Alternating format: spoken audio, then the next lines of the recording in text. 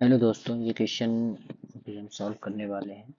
अच्छा क्वेश्चन है। ये कई बार रिपीट हुआ है, जबकि ये JEE तो 2011 में आया हुआ है। क्वेश्चन क्या बोल रहा है देखते हैं, पढ़ते हैं। क्वेश्चन बोल रहा है a mass capital M attach to a horizontal spring execute SHM कर रहा है ये स्प्रिंग विथ एम्पलीट्यूड A1। ठीक है, तो मास कैपिटल M A है। मास क्या है? मास देखिए, मास क्या दिया गया है? Capital M। और एम्पलीट्यूड, एम्पलीट्यूड क्या दिया गया है?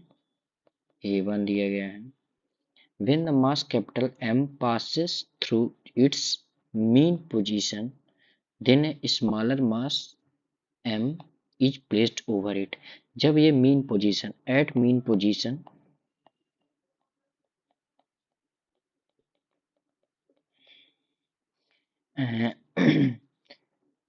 M डैश क्या हो जाता है?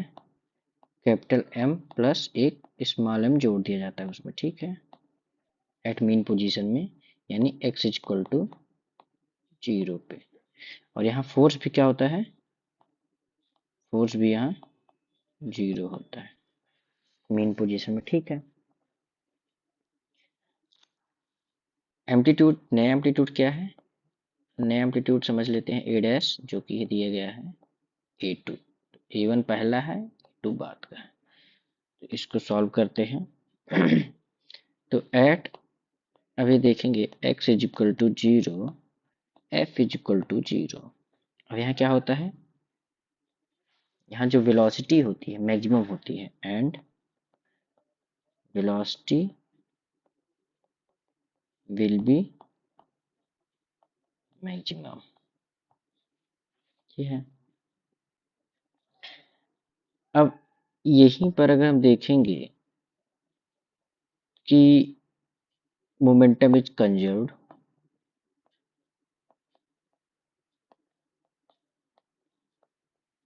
क्योंकि नेट फोर्स क्या है? 0 है, कंजर्व्ड।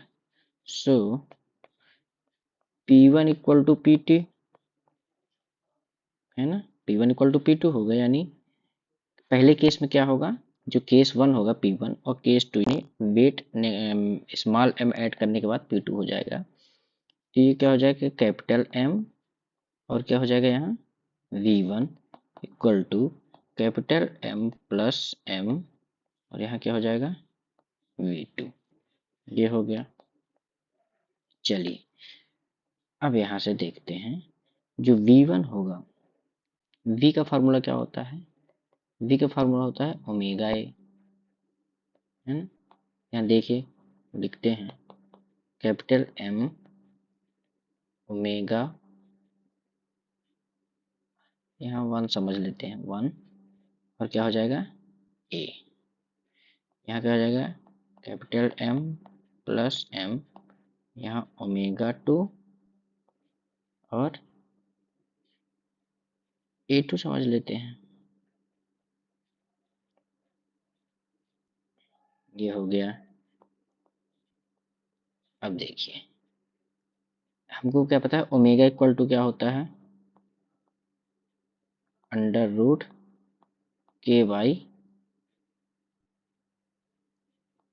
ये फार्मूला होता है। ठीक है, ओमेगा का। नहीं याद हो आपको, ये इसको नोट कर लीजिए, ये काम पड़ता है। देखिए, यहाँ कैपिटल ए होगा। ठीक है, यहाँ ए होगा, कैपिटल A1 होगा, और यहाँ क्या होगा? Capital A2। ठीक है, एम्पलीट्यूड वाला ए है, A2। ठीक है, यहाँ कैपिटल हो, इसको मिटा देता हूँ, नया लिख देता हूँ। ये क्या हो जाएगा? Omega A. ये फार्मूला था दूसरा। ठीक है, इसको भी याद रख लीजिए, काम देगा। चलिए, अभी तो इसको अगर हम सॉल्व करेंगे तो क्या हो जाएगा? कैपिटल M, ओमेगा की वैल्यू क्या हो जाएगी? देखिए, रूट के कांस्टेंट होता है दोनों केस में, स्प्रिंग कांस्टेंट है ये के, और यहाँ पर है कैपिटल M हो जाएगा इंटू A1। ये क्या हो जाएगा? Capital M plus small m। Omega 2 की वैल्यू क्या हो जाएगा? के। इस केस में क्या है? Capital M plus m। ठीक है, ये क्या है A2। देखिए अब यहाँ ये रूट m और कैपिटल M में क्या हो जाएगा, ऊपर रूट m आ जाएगा, कैपिटल M अंडर रूट के और A1 इज इक्वल टू, ये क्या हो जाएगा, यहाँ भी capital M plus m under root cut जाएगा तो ऊपर आ जाएगा ये m और स्मॉल m आ जाएगा और अंडर रूट के डॉट A2। अब यहाँ देखिए अंडर रूट के कैंसिल, अंडर रूट के कैंसिल, ये क्या बचेगा यहाँ पर, under root m dot A1 is equal to under root capital M plus small m ये डॉट A2। अब A1 अपॉन A2 अगर हम करेंगे अगले स्टेप में तो क्या हो जाएगा, ये under root capital M plus small m upon under root capital M, और इसको क्या लिख सकते हैं हम, capital M plus small m upon capital M to the power 1/2। यही है इसका आंसर। ठीक है, ये अच्छा क्वेश्चन है, आप इसको देख सकते हैं। तो इसमें ऑप्शन क्या हो जाएगा, ऑप्शन नंबर बी।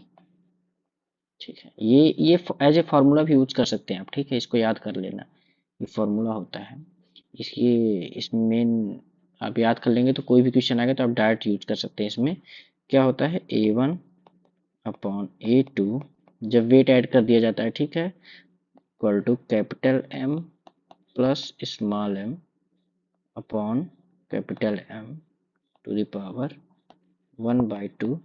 और यहाँ ये कर दीजिए कि M2 ऊपर कर दीजिए, इसको M2 मान लेंगे, अगर M2 मान लेते हैं और इसको M1 मान लेते हैं, ये अंडर रूट में आ जाएगा। ठीक है, इसको आप ध्यान देके नोट कर लीजिए कहीं नोट्स। ठीक है, तो दोनों का एम्पलीट्यूड का रेशियो क्या हो जाएगा, चेंज इन एम्पलीट्यूड, ये आंसर हो जाएगा। ठीक है, जो नया वेट है वो अंडर रूट के अंदर ऊपर रहेगा और जो पुराना वेट है वो नीचे रहेगा। ठीक है, मिलते हैं फिर नेक्स्ट क्वेश्चन में। अच्छा क्वेश्चन है ये। ठीक है, JEE 2011 में आया है। इसके फॉर्मूले से बेस्ड कई सारे क्वेश्चन नए बनते रहते हैं। ठीक है, चलिए मिलते हैं, थैंक यू।